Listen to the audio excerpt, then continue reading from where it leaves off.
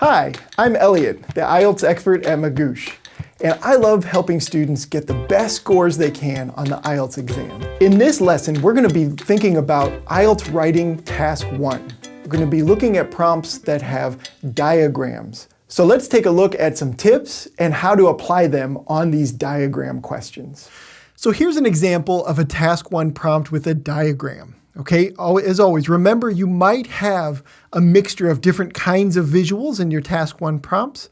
Often with diagrams, though, you'll have one thing to look at and you'll have to describe all the contents of that diagram. But there can be exceptions, of course. So what we're going to look at in this lesson, since we're just focusing on diagram-related questions, we're going to look at this question here that has this one diagram of a house and particular contents of the house.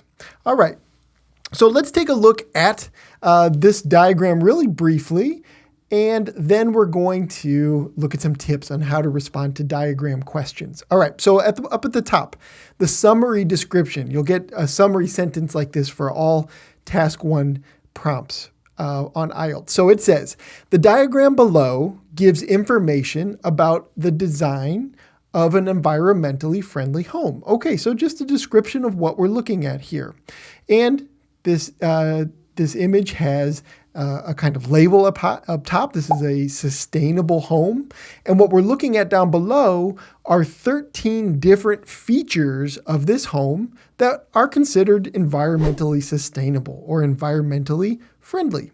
Okay, so your job in this question type is to describe what you see. Now, many diagram questions have different kinds of information than what you see here. Here we've got sort of a list of things. Many diagrams show a process of some kind, a sequence. They might show a scientific property and explain it in some detail, any number of different things that you see. The common element is that you've got some image, some picture explaining something to you, and you need to translate what's there into words. All right, so how do you approach these questions? Well, some tips that apply to all Task 1 responses. We're going to think about how you do this here. So your main job is to describe the visuals accurately and efficiently. So what you need to do first, your most basic thing you need to do is identify the purpose of the diagram. Okay, so if we had to identify the purpose of the diagram for this one, what would you say?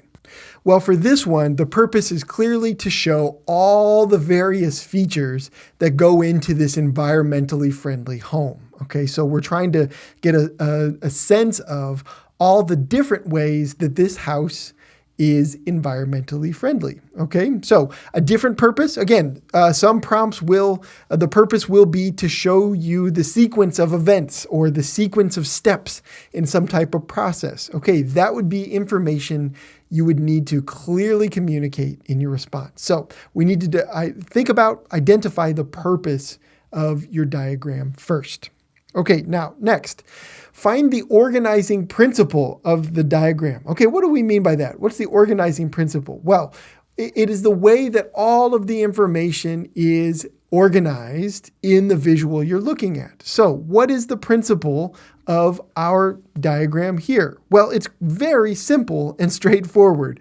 We simply have this numbered list going around the house, okay, in kind of a spatial pattern in order to identify the different things that are in this house that are environmentally friendly.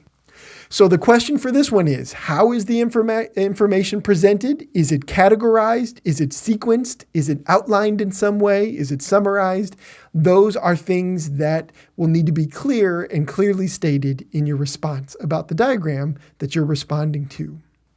Now, for this particular prompt, our organizing principle is not all that interesting, I think.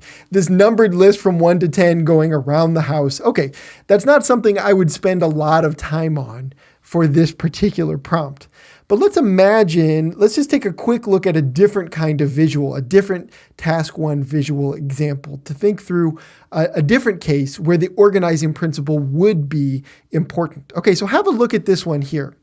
You can see how discussing the organizing principle in this one might be more important. Here we're looking at information that's categorized with stages in a process. The stages contribute to a repeating cycle broken down into time frames. Okay, these time frames here are the organizing principle of the data, but also another organizing principle is that things are organized into a kind of cycle, something that repeats itself after it begins, okay? So if you were writing an essay about this diagram, the organizing principle would be something you'd have to clearly communicate, okay? Less important for our house diagram, but in this one, I hope you can see that identifying the organizing principle will allow you to write about how this is a cyclical process, how things are organized into different weeks. So 3 different sort of sections of weeks. Weeks 1 to 4 for our planting and sprouting, weeks 5 to 10, plants grow and bloom, and weeks 11 to 21, tomatoes ripen and are picked. Okay, that's our organizing principle here. A cycle that lasts a particular amount of time broken down into 3 sections. So that's what we're talking about with organizing principles.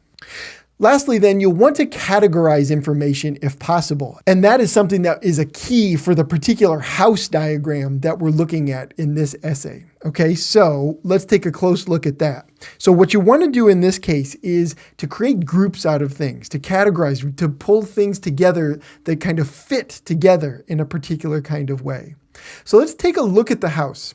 Okay, you may even want to pause your video for a moment and take a look at all 13 descriptions that are there. Can you think of a way to organize this information? Well, there are a number of ways that this could be done. And we're going to go into much more detail with this when we look at the sample response for this essay question later in this video. Okay, but just to mention it quickly, one way, and the way that we will do so in the sample response, to organize these different things is in 2 basic categories. One would be the category of just kind of built-in features to the house, the core systems of the house like electricity, plumbing, okay, the heating system. Those compared to things that are kind of like accessories or fixtures that may be movable or other types of appliances. Okay, so a car is a great example. That's not part of the core system of the house. Possibly the laundry machine, the stove. These are just fixtures. They could be replaced over time easily, switching one out for the other, right? Whereas the core systems of the house, the electrical, plumbing, heating, and cooling, are much more integrated into the house. Okay, that would be one way to do it. There might be others, but that is at least the way we're going to do it in the sample essay that we'll look at later. Okay, so carving things up into categories really helps you, and it helps you to avoid presenting all the boring information just as a bullet point list in your response. That's the kind of response that pulls down your score. If you can organize things into groups, then you can report about them in different paragraphs, and your paragraphs are going to have a kind of organizing idea around them, and that's a good thing. That will boost your score.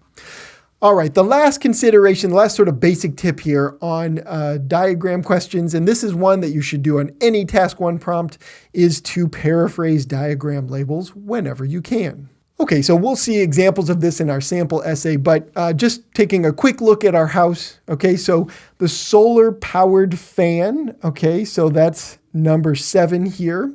Solar-powered fan and maybe the vent on top of the house, number 2. Okay, these are both part of a ventilation system, okay? Something that circulates air throughout the home. Okay, these are words, phrases we could use to describe what these things do. So changing vent to ventilation, okay? So that kind of paraphrasing is something that's really highly rewarded if you can take terms that you see on the diagram and put them in your own words or change them around, use synonyms, okay?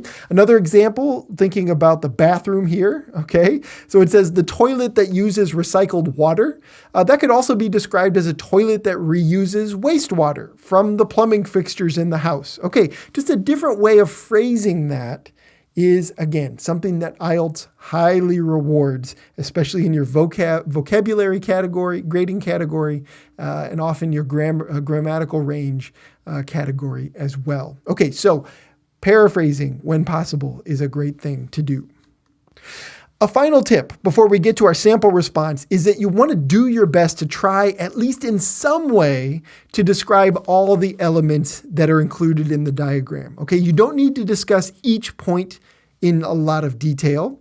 But again, if you're able to categorize things, as we'll see in a moment in our sample response, it can help you to at least touch on each element of the diagram.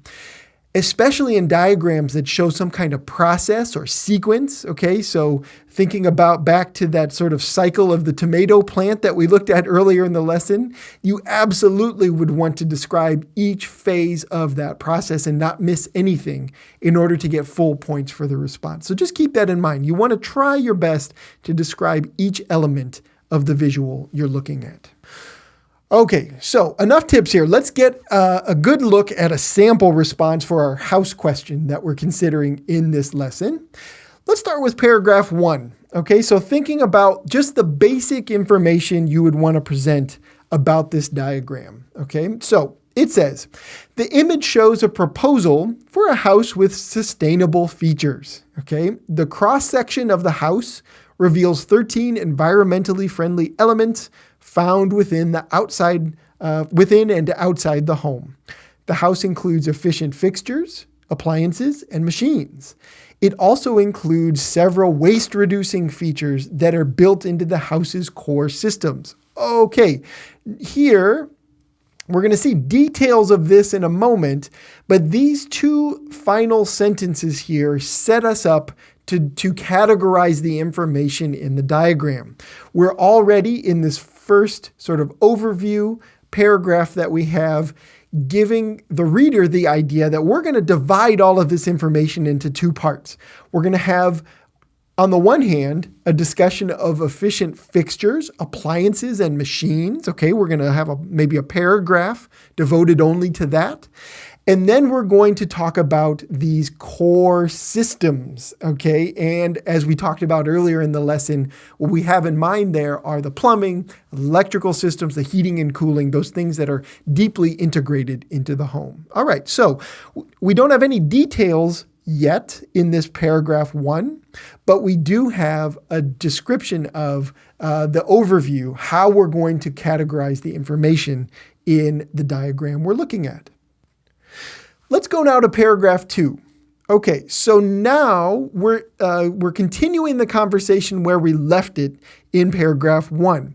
At the end of paragraph 1, we talked about the house's core systems. Now we've got a transition word where we're saying, okay, now specifically, what are those core systems? Well, it says, the house produces its own electrical energy with roof-mounted solar panels. This energy can be stored in a battery located in the rear of the home. Plumbing upgrades have been added. Okay, we're going to underline that. That's the second core system. The first core system was the electrical system, right? Now we're on to the second. Plumbing upgrades have been added to the second-story bathroom, where the wastewater is recycled and reused in the toilet. Finally, okay, the house uses natural energy for temperature control with a heating system that captures naturally occurring heat from the ground. Temperature is regulated with a roof vent and piping system that pushes warm air into the house or releases it outside as needed. Okay, a descriptive paragraph about the house's core systems. We had to pick and choose different elements around the house that fit in this category of core systems. And those are the details we choose to write about for paragraph 2. We're going to finish then with the fixtures, machines, and devices. Okay, so the home's fixtures, machines, and devices also add efficiency and reduce waste. A solar-powered fan complements the venting system by circulating air on the main floor of the home.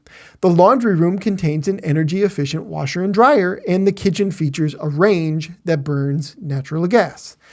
Finally, an electric car can be charged efficiently with its dedicated charging station located in the garage. Okay, so fixtures, machines, devices. These are perhaps different than the core systems we identified in the last paragraph because they're not as deeply integrated into the house's structure in some way. All right. Now, maybe you found a different way to divide up all this information. It's possible you could, if you didn't have a way to think things through with enough time in this way to carve it out into these two nice categories, maybe you could divide the information by the floor in which the items exist in the house, or whether they're inside or outside of the home in some way. Okay, there could be a number of ways to carve it up. Okay, this way allows us to have two very in-depth paragraphs describing all of the items in the house. We've talked about everything and not left anything out. So it is a good strategy here, but maybe you had a different way that you would carve it up for yourself. Okay, so we've accomplished these goals. If you look back through and at the end of this video, we're going to present the whole essay again so you can read it over in detail from beginning to end.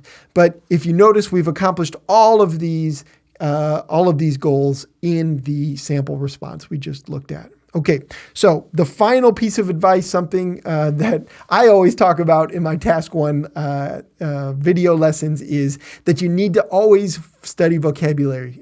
Studying vocabulary is essential for anyone studying for the IELTS exam, especially the essay section of the test. So study key vocabulary. To find some vocabulary resources, you can click through the link at the bottom below this lesson, below this video. It'll take you to a page that includes some sample vocabulary and some other resources you can use to learn Task 1 vocabulary. There's also a link to another diagram question, one related to the tomato picture image we saw earlier in this video. You can try to answer that question as practice and then look at a sample response for that as well. So another thing you can use to practice the concepts we looked at in this video.